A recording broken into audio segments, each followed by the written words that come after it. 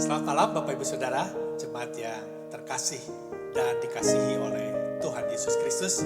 Puji Tuhan, malam hari ini kita bisa kembali berkumpul bersama-sama untuk merenungkan sebagian firman Tuhan. Dan hari ini kita akan melanjutkan pembahasan kitab Nehemia memasuki pasal yang keempat. Dan setelah itu kita akan mengangkat doa-doa kita ke hadapan Tuhan. Bapak Ibu Saudara, jemaat yang terkasih, kita harus bersyukur kepada Tuhan karena Dia sudah menempatkan orang-orang yang kita kenal berada di sekitar kita. Baik anggota keluarga kita maupun teman-teman di dalam pekerjaan atau juga teman-teman yang ada di gereja, saudara seiman kita, di mana kita bergereja. Saya percaya Tuhan menempatkan semua itu bukan secara kebetulan, tetapi memang Tuhan punya rencana di mana orang-orang tersebut bisa menolong kita, bisa memperhatikan kita, bisa mendoakan bagi kita, bisa mendukung apa yang kita kerjakan, memberikan kata-kata yang dengan penuh ketulusan untuk membangkitkan iman kita, untuk terus mendorong kita mengikuti jejak langkah Kristus. Dan sebaliknya kita juga bisa melakukan hal yang sama. Kita bisa memperhatikan, kita bisa melayani, kita juga bisa berdoa bagi mereka. Karena memang kita dipanggil untuk hal-hal seperti itu.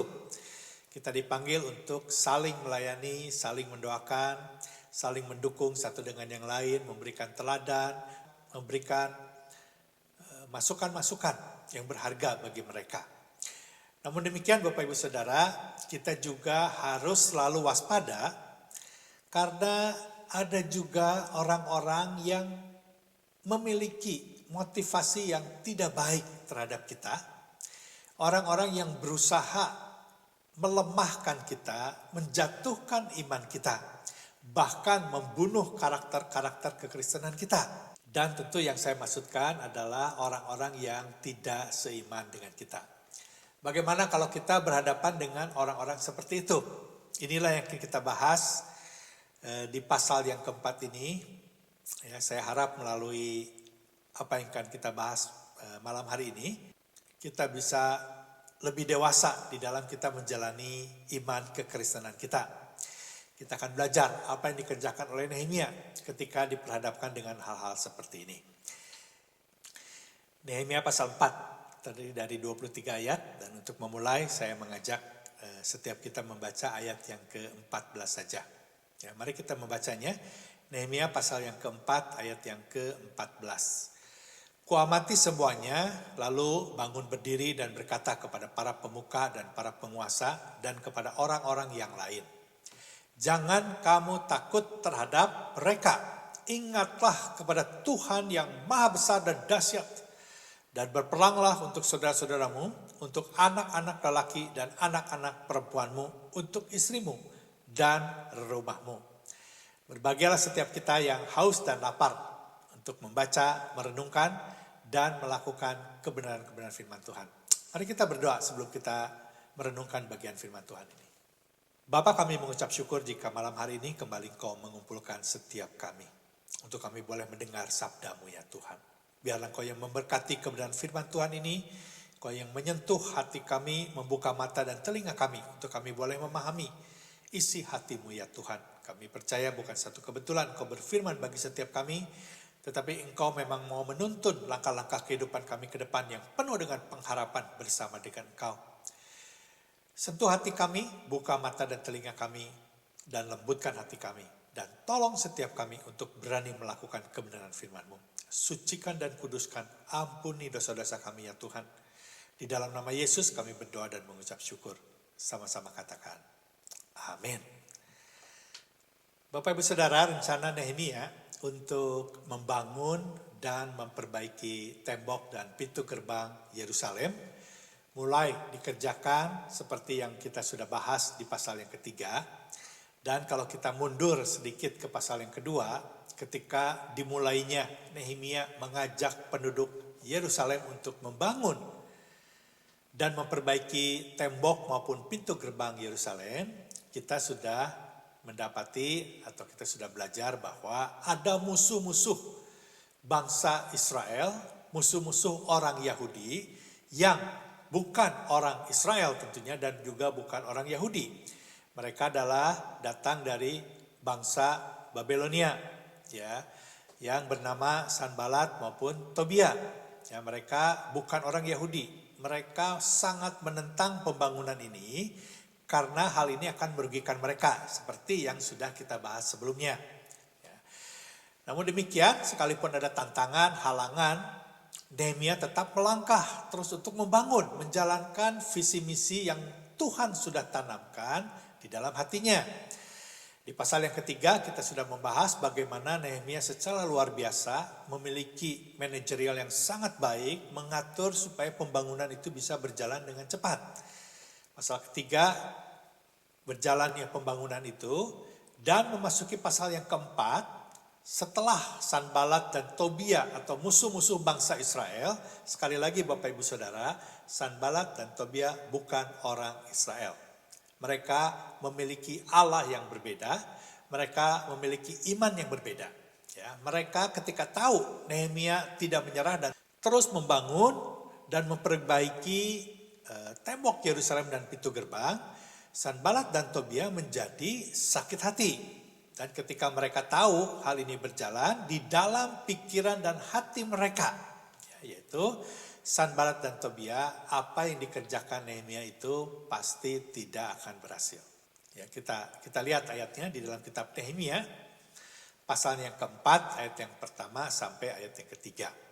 Ketika Sanbalat mendengar bahwa kami sedang membangun kembali tembok, bangkitlah amarahnya dan ia sangat sakit hati.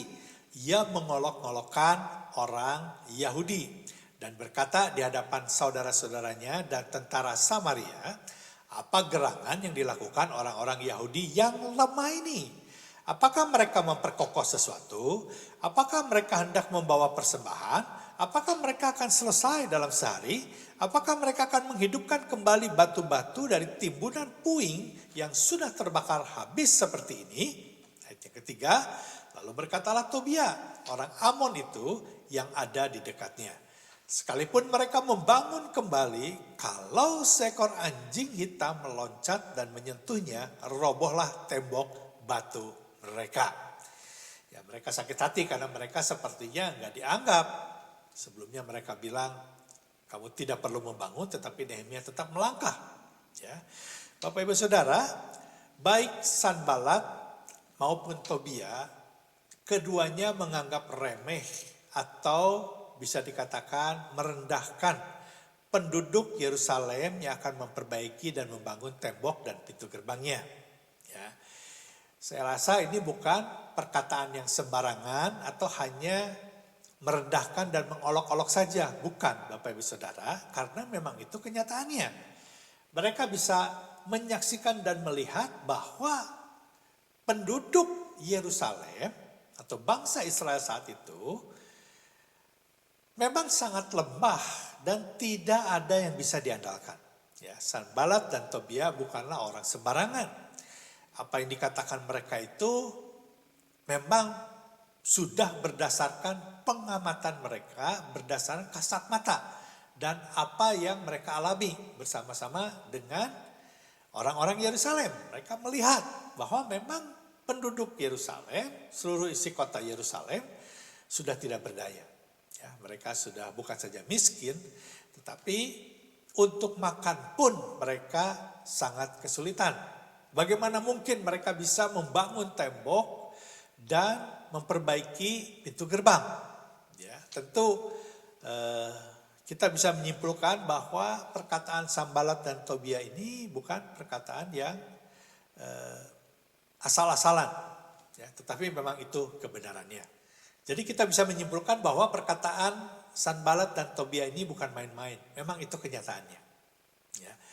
Bapak Ibu Saudara, seharusnya sikap dan perbuatan atau perkataan daripada Sanbalat dan Tobia mengingatkan setiap kita.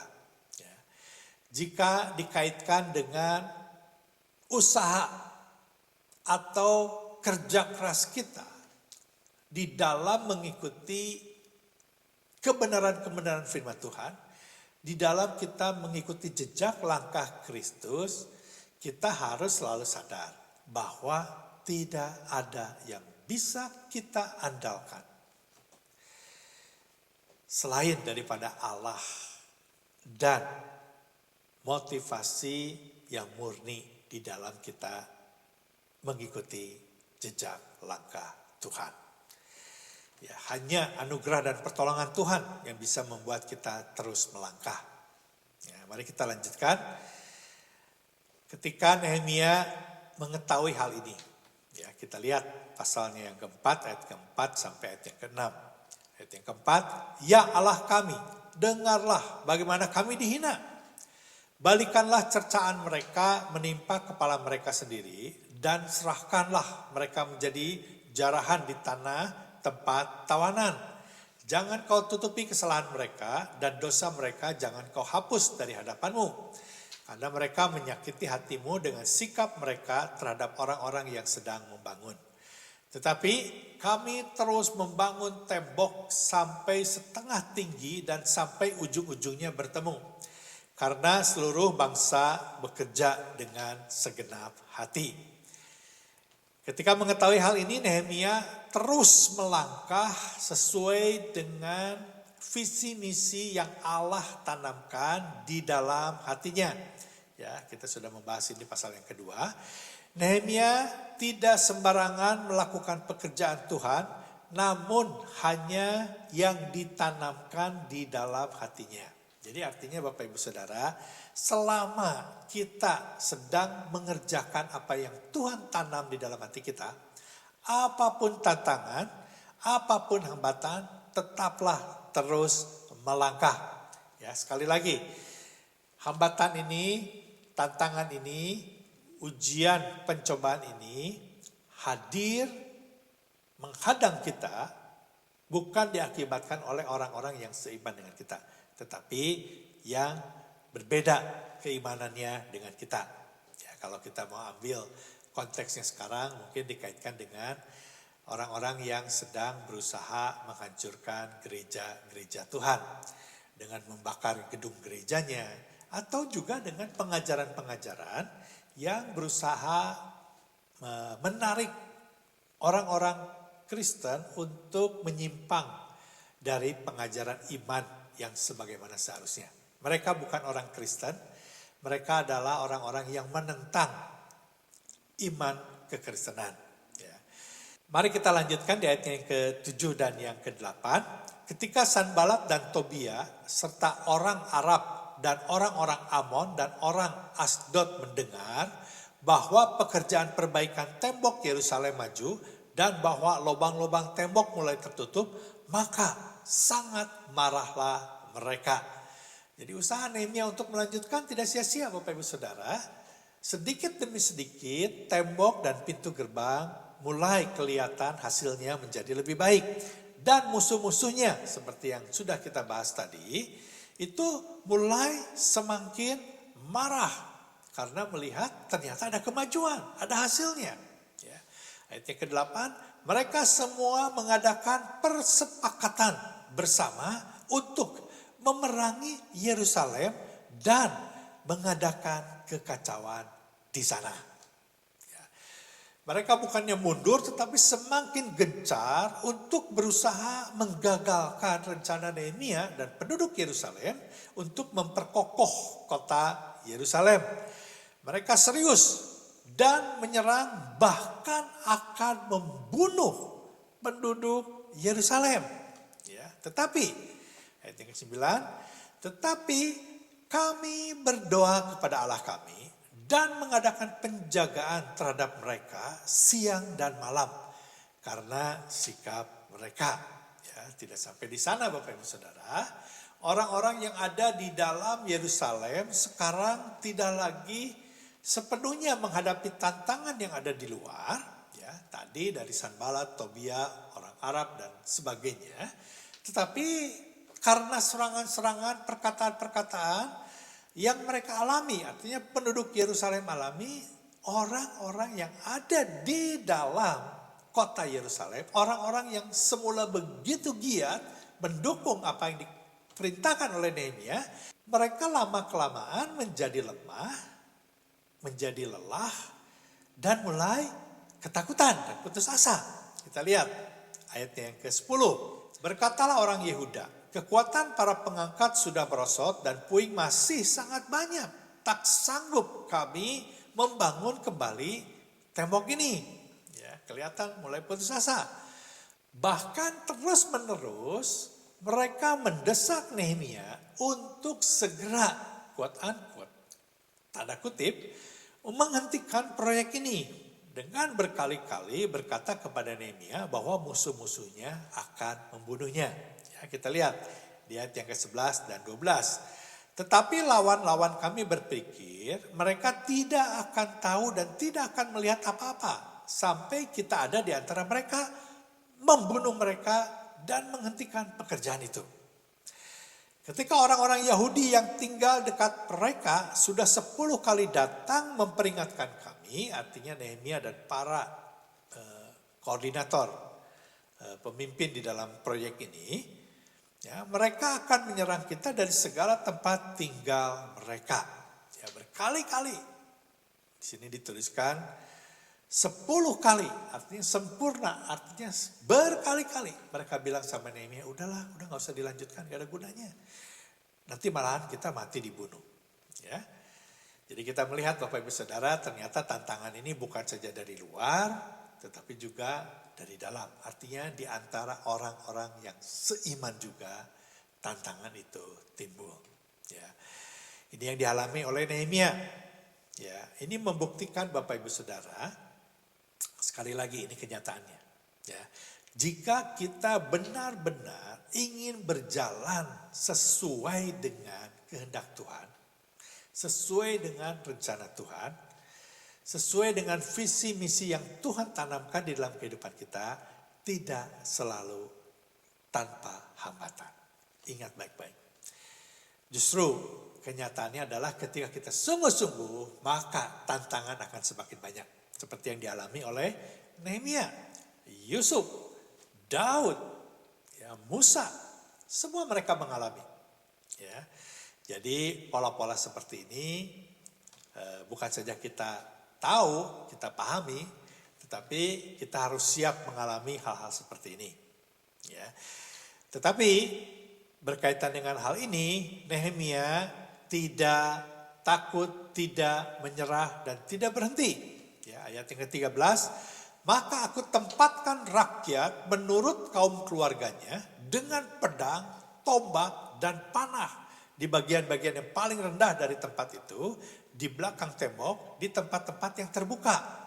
14, kuamati semuanya, lalu bangun berdiri dan berkata kepada para pemuka dan para penguasa dan kepada orang-orang yang lain, jangan kamu takut terhadap mereka. Ingatlah kepada Tuhan yang maha besar dan dahsyat, dan berperanglah untuk saudara-saudaramu, untuk anak-anak lelaki dan anak-anak perempuanmu, untuk istrimu dan rumahmu. Ya. Usaha Nehemia tidak sia-sia. Allah campur tangan karena memang Nehemia menyadari dan kita semua tahu bahwa apa yang dikerjakan oleh Nehemia dan penduduk Yerusalem itu semua adalah kehendak dan rencana Tuhan. Ya. Oleh sebab itu Bapak Ibu Saudara, ketika kita diperhadapkan sekali lagi dengan segala macam hambatan, jangan pernah menyerah, tetapi terus melangkah dan andalkan Tuhan di dalam kita melewati ujian pencobaan yang sedang kita alami. Ya. Kita lihat di sini Bapak Ibu Saudara bahwa usaha Nehemia tidak sia-sia. Allah memang campur tangan sepenuhnya. Allah memberkati apa yang mereka kerjakan. Sekali lagi, Allah memberkati apa yang mereka kerjakan. Berkat Allah tercurah ketika kita melangkah mengerjakan apa yang Tuhan sudah tanam di dalam hati kita. Berkat itu tidak akan pernah terjadi dalam kehidupan kita kalau kita tidak melangkah. Ya. Kita lihat tindakan selanjutnya dari Nehemia adalah sambil melangkah mengerjakan apa yang dia harus kerjakan, penduduk Yerusalem kerjakan, tetapi dia juga berjaga-jaga. Tetap waspada, tetap siap.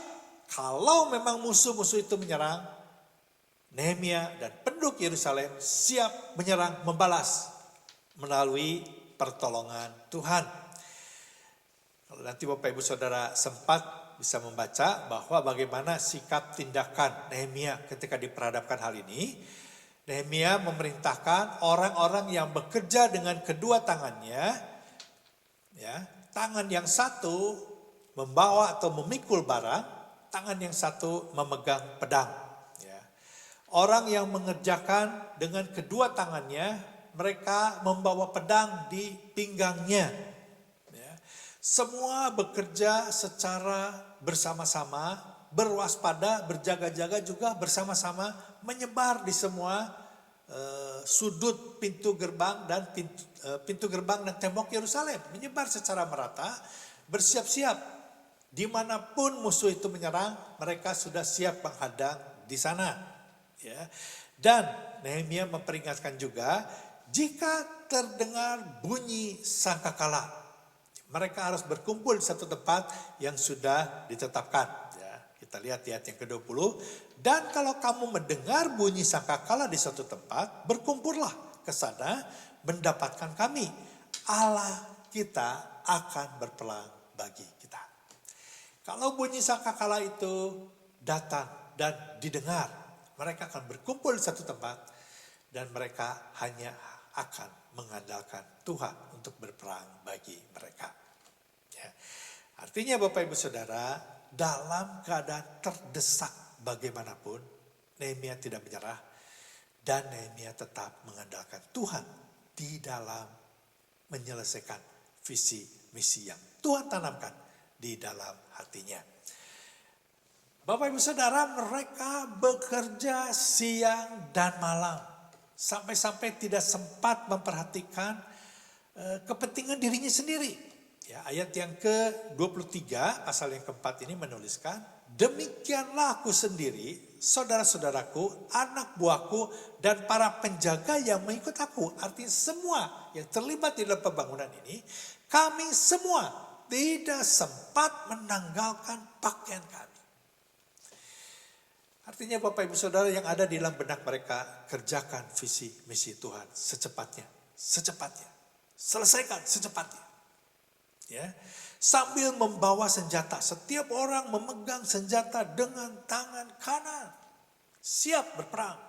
Ya, Bapak Ibu Saudara, apa yang terjadi dengan usaha yang dikerjakan oleh Nehemia ini? Kita lihat ya, pasal yang ke-6 ayat yang ke-15. Maka selesailah tembok itu pada tanggal 25 bulan Elul, dalam waktu 52 hari. Ketika semua musuh kami mendengar hal itu, takutlah semua bangsa sekeliling kami. Mereka sangat kehilangan muka dan menjadi sadar bahwa pekerjaan itu dilaksanakan dengan bantuan Allah kami, Allah Israel. Apa yang mereka perkirakan bahwa yang dikerjakan oleh Nehemia tidak akan pernah berhasil, karena dengan mata mereka melihat bahwa semua itu mustahil bisa dikerjakan karena penduduk Yerusalem dalam keadaan lemah dari segi apapun juga, dilihat dari sudut pandang apapun juga. Tidak mungkin bisa mengerjakan itu, tetapi justru dalam 52 hari mereka bisa mengerjakannya sampai tuntas. Akhirnya mereka mengakui ini pasti bukan semata-mata penduduk Yerusalem yang dipimpin oleh Nehemia yang bisa mengerjakan ini, tetapi memang Allah Israel yang ada di belakang mereka, yang menaungi mereka, yang menolong semua ini bisa terjadi. Akhirnya Bapak Ibu Saudara, ketika visi misi ini diselesaikan, yang mendapat pujian penyembahan yang dimuliakan adalah Allah sendiri. Ini yang dikatakan oleh Nehemia. Seorang yang sangat mengerti hati Tuhan. Nehemia tidak menyombongkan diri, Nehemia tidak membanggakan diri dengan keberhasilannya yang bisa menyelesaikan dalam waktu 52 hari, tetapi dia memberikan pujian dan kemuliaan ini hanya bagi Allah Israel yang dia sembah. Bapak Ibu Saudara, saya kira inilah yang kita bisa pelajari di dalam pasal yang keempat ini. Ya. Ya 2, 3, dan 4 sangat berkaitan Bapak Ibu Saudara. Kalau Nehemia bisa berhasil membangun tembok dan Yerusalem dalam 52 hari, itu bukan perkara yang mudah. Ya, memerlukan motivasi, ketulusan hati, kegigihan, ya, pengorbanan yang luar biasa, sehingga semuanya bisa berjalan karena berkat Tuhan tercurah kepada orang-orang yang seperti itu.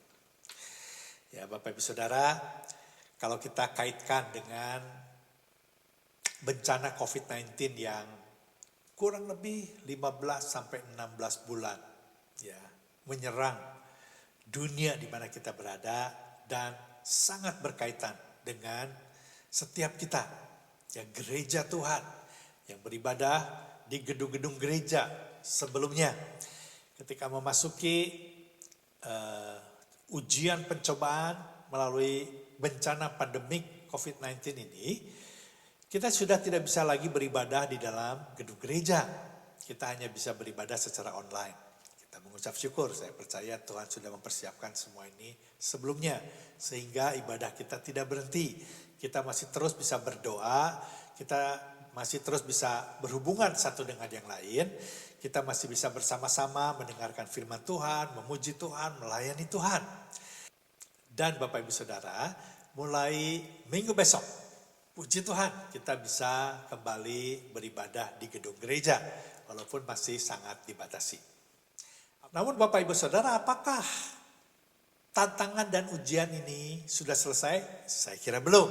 Sekalipun kita bisa beribadah di dalam gedung gereja, belum tentu tantangan dan hambatan ini segera berakhir. Belum tentu, tentu kita berharap segera berakhir. Ya, maksud saya sama dengan yang Nehemia alami. Ketika mereka menghadapi tantangan, hambatan, kecaman, perkataan-perkataan yang melemahkan, yang membuat putus asa, melemahkan iman dari bangsa lain, dari pihak luar.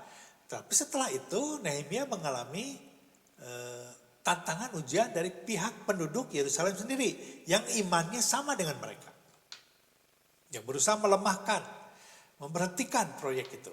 Saya kira ini pun akan terjadi, akan dialami oleh gereja-gereja yang sekarang sudah mulai beribadah di dalam gedung gereja. Ya. Setidaknya itu yang diamati oleh para gembala gereja. Ya. Di beberapa, di Amerika, mereka sudah memulai ibadah di gedung gereja, sudah dalam beberapa waktu yang lalu. Ya. Di Kanada, beberapa gereja juga sudah mengadakan sebelumnya. Walaupun dengan kapasitas yang sangat dibatasi, tetapi orang-orang yang hadir di dalam gedung gereja jauh berkurang. Ya. Lebih rendah dari batas yang ditentukan. Dan tentu ini menjadi tantangan bagi setiap gereja masing-masing. Ya. Sekarang tantangannya berada dari orang-orang yang ada di dalam gereja. Mereka masih ketakutan, mereka masih tidak percaya, atau mungkin karena sudah merasa nyaman dengan keadaan sekarang. Tidak perlu ke gereja, tapi bisa tetap mendengarkan firman Tuhan. Bapak Ibu Saudara, bukan berarti saya mengatakan bahwa kalau memang kesehatan kita belum mumpuni atau masih belum merasa nyaman saat-saat seperti ini untuk beribadah di dalam gedung gereja dengan berbagai macam alasan, saya kira itu logis saja, itu tidak apa-apa, itu tidak menjadi masalah. Tetapi bukan berarti selamanya seperti itu. Kalau memang kita sudah bisa dan memang pemerintah sudah mengizinkan untuk kita bisa kembali berkumpul di dalam gedung gereja dan kesehatan kita juga menunjang, sudah seharusnya kita kembali beribadah di dalam gedung gereja. Karena kita memang diciptakan untuk seperti itu. Kita bukan diciptakan sebagai manusia yang tidak memiliki hubungan secara langsung dengan saudara-saudara iman kita. Untuk saling menguatkan, saling menajamkan, saling melayani, ya, satu dengan yang lain. Dan juga kita dipanggil untuk bersama-sama menunjukkan kepada dunia bahwa kebersamaan kita sebagai orang Kristen di dalam gereja itu bisa sangat memberkati orang-orang yang ada di sekitar kita. Kita akan tetap menjadi saksi Kristus yang hidup, yang solid ketika kita bersama-sama, membangun bersama-sama, beribadah bersama-sama untuk membawa gereja semakin bertumbuh dan berbuah di hadapan Tuhan. Ini menjadi tanggung jawab setiap kita orang percaya. Hanya dengan demikian maka apa yang dialami oleh Nehemia akan dialami oleh kita sebagai anggota jemaat di dalam gereja di mana kita beribadah. Ketika musuh-musuh daripada bangsa Israel, orang Yahudi, mengetahui bahwa Nehemia dan penduduk Yerusalem berhasil membangun dan memperbaiki tembok maupun pintu gerbang, maka nama Allah Israel dimuliakan. Hanya dengan kita bersama-sama bersatu, beribadah bersama-sama, melayani satu dengan yang lain, menajamkan satu dengan yang lain, memberikan, menolong, memperhatikan, berdoa satu dengan yang lain, maka nama Tuhan saja yang akan dimuliakan. Ya, bukankah kita mau dan rindu nama Tuhan dimuliakan di dalam kehidupan kita, di dalam gereja kita. Sekali lagi, berkat pertolongan Tuhan tidak akan pernah tercurah di dalam kehidupan kita kalau kita tidak melangkah sebagaimana sepertinya. Kalau kita tidak melangkah sebagaimana seharusnya. Gereja didirikan untuk memuliakan Tuhan Yesus Kristus sebagai kepala di dalam gereja. Ketika kita bersekutu bersama-sama, kembali beribadah di dalam gedung gereja, melayani bersama di dalam gereja. Ini adalah salah satu cara bagaimana gereja memuliakan Tuhan. Sekali lagi Bapak Ibu Saudara, bukan berarti di luar gereja kita tidak bisa memuliakan atau melayani Tuhan. Bukan itu masalahnya.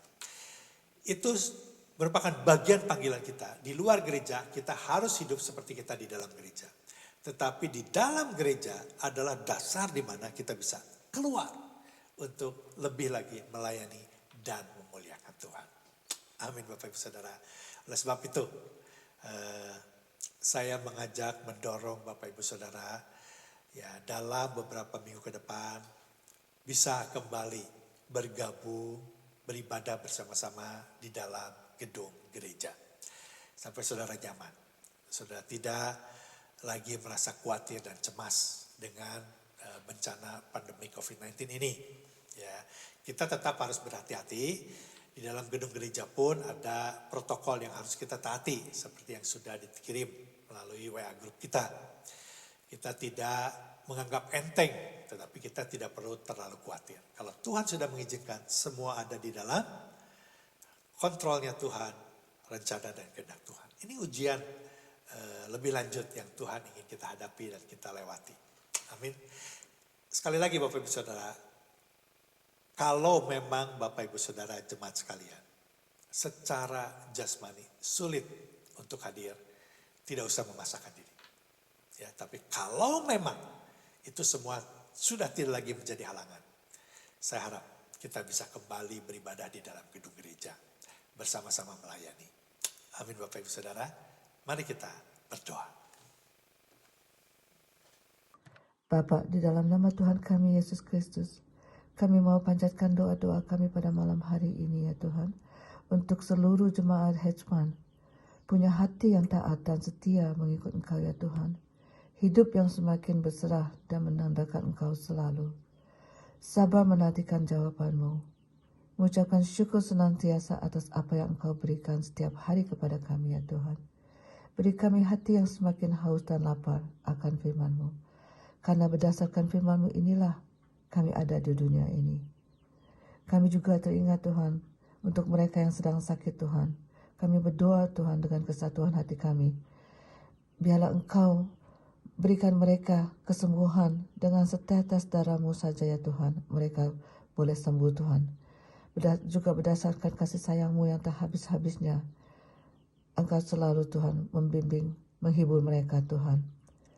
Tuhan kami juga mau berdoa Tuhan buat jemaat Hedgeman Tuhan akan pernikahan mereka dan keluarga mereka Tuhan. Satukan mereka lebih erat lagi ya Tuhan.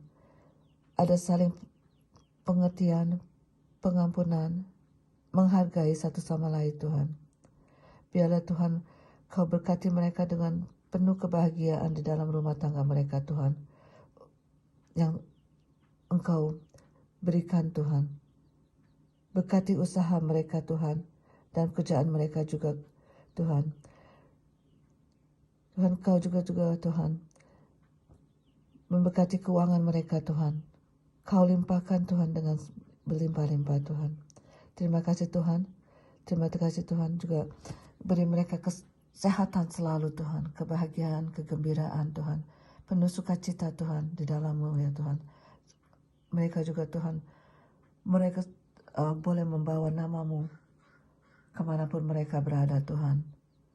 Biarlah Tuhan, kami mengucapkan syukur atas doa-doa kami ini Tuhan. Apa yang kami doakan pada malam hari ini Tuhan, kami menerima semuanya itu Tuhan. Terima kasih Tuhan, terima kasih. Kami serahkan doa-doa kami ini di dalam tangan kami, di dalam tangan Tuhan kami Yesus Kristus yang penuh kasih, panjang sabar dan ajaib. Haleluya. Amin.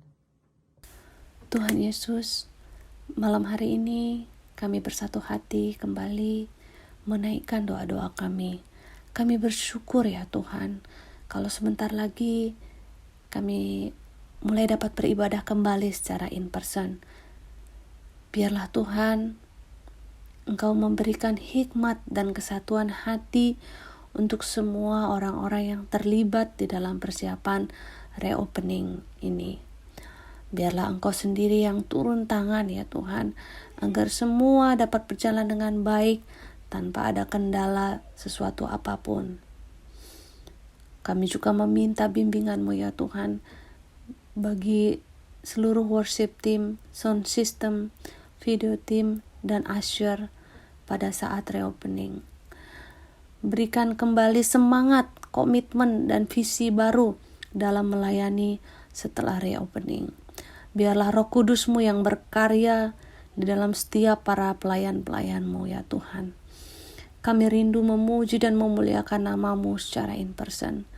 Oleh karena itu Bapa, biarlah Engkau sendiri yang melindungi seluruh jemaat pada saat in person nanti. Jauhkan dari hal-hal yang tidak baik, jauhkan daripada virus-virus yang berbahaya. Dan kiranya kegerakan rohani boleh terjadi di dalam setiap ibadah-ibadah yang diadakan setiap minggunya. Terima kasih ya Tuhan. Kami bawa doa-doa kami ini hanya ke dalam tangan-Mu saja. Hanya di dalam nama Tuhan Yesus kami berdoa dan mengucap syukur. Bapa kami yang Maha Kasih dan Maha Kuasa, kami bersyukur ya Tuhan karena Engkau memberikan kesempatan bagi kami untuk menaikkan doa kami pada malam hari ini. Kami berdoa untuk pelayanan Pastor Yani Lim dan seluruh staf Bethesda Ministry. Kami mohon hikmat dan kebijaksanaan dari-Mu mengurapi Pastor Yani dan seluruh staf Bethesda Ministry. Kami berdoa memohon agar Engkau terus menuntun semua kegiatan pelayanan mereka dan menambahkan semangat bagi Pastor Yani dan stafnya, terutama di saat pandemik ini. Ya Tuhan, tutup bungkus Pastor Yani dan seluruh staf Bethesda Ministry, dan jauhkan mereka dari mara bahaya dan segala sakit penyakit, terutama dari COVID. Berikan mereka kesabaran dan kekuatan di dalam mereka menjalankan semua pelayanan mereka, khususnya dalam merawat para senior di Senior Home di Malang. Kami percaya Engkau terus menyertai pelayanan online Tante Yani bagi para narapidana di Nusa Kambangan dan Senior Home di Vancouver. Ya Tuhan, biarlah pelayanan Pastor Yani dapat membuahkan banyak tuaian bagi-Mu dan kabar keselamatan dapat terdengar bagi banyak orang, terutama yang tersingkirkan dan terasingkan. Kami juga bersatu hati ya Tuhan, berdoa bagi pelayanan Tim dan Aileen di Calgary. Tuhan, Engkau adalah Allah yang selalu menjaga dan mencukupkan semua keperluan kami.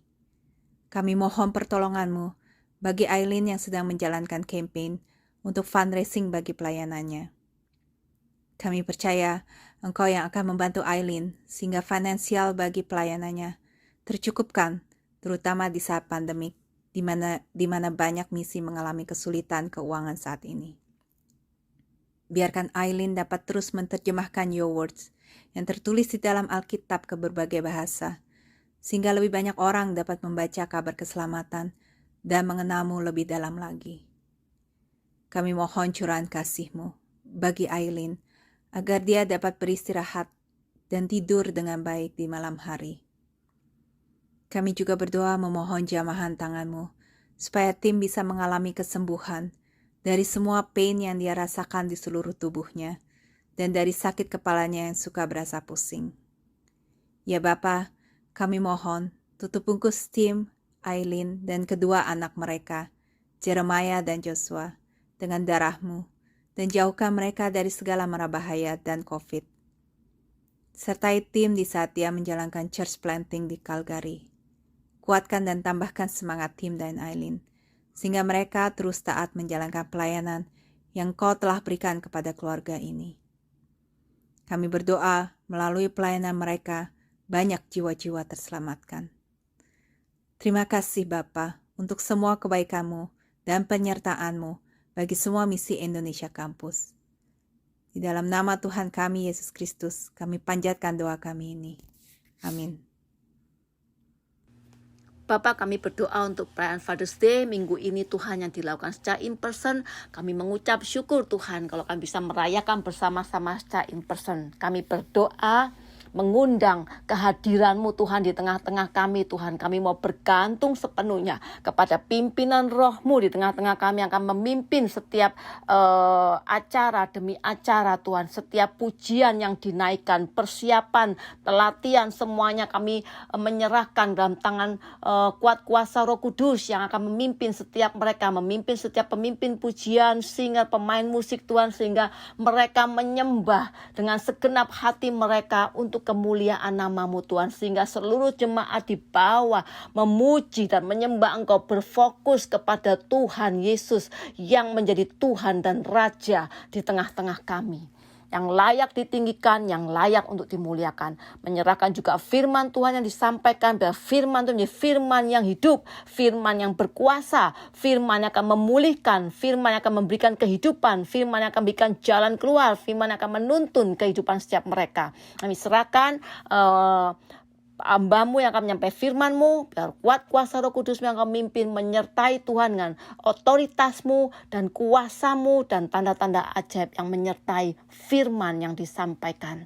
Kami serahkan Tuhan untuk bahan ini sepenuhnya ke dalam tangan kuat kuasa Roh Kudus-Mu. Berdoa untuk para ayah Tuhan, kami serahkan mereka semua dalam tangan-Mu, kehidupan mereka bersama keluarga mereka. Mereka adalah imam dan pemimpin atas keluarga Tuhan, dan otoritas-Mu atas mereka, untuk mereka bisa membawa keluarga mereka untuk mengikut Engkau seumur hidup mereka. Mereka berjalan di dalam pimpinan Tuhan, dan para ayah Tuhan, mereka bekerja dalam pekerjaan mereka Tuhan. Mereka melakukan yang terbaik karena Roh Kudus memimpin mereka, menuntun mereka, sehingga setiap mereka bisa memuliakan nama Tuhan melalui apa yang mereka lakukan di tempat kerja mereka Tuhan.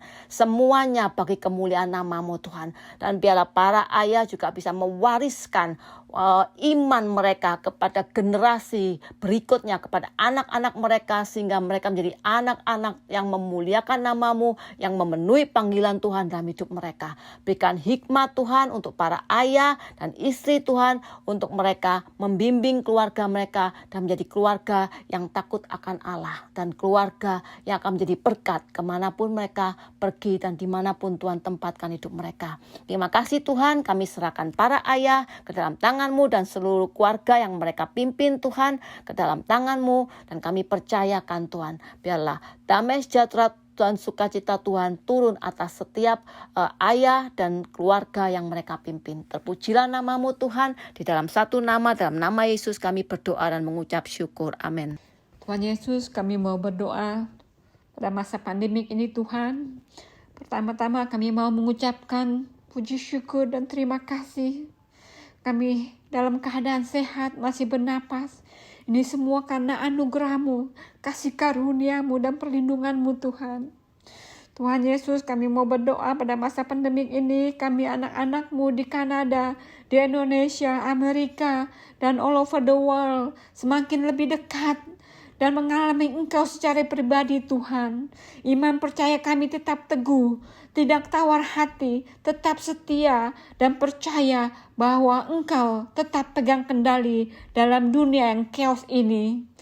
Kami berdoa pada masa pandemik ini Tuhan, keluarga-keluarga dipulihkan, hubungan suami istri dipulihkan, hubungan anak-anak dengan orang tua dipulihkan, hati yang tawa digaramkan kembali, jiwa-jiwa yang hilang mencari Engkau dan menemukan Engkau Tuhan. Tuhan Yesus, kami berdoa spesiali untuk frontline healthcare worker, dokter-dokter, suster-suster, pekerja-pekerja di rumah sakit, first responder. Tuhan, terima kasih untuk mereka Tuhan.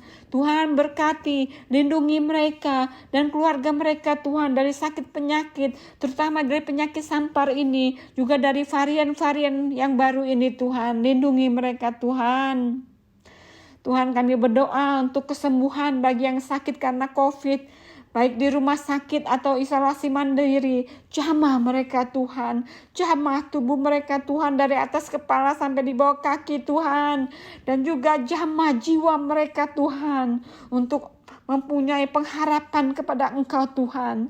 Tuhan, kiranya kasih karunia dan belas kasihan-Mu beserta mereka Tuhan. Sembuhkan, pulihkan mereka Tuhan Yesus. Terima kasih Tuhan.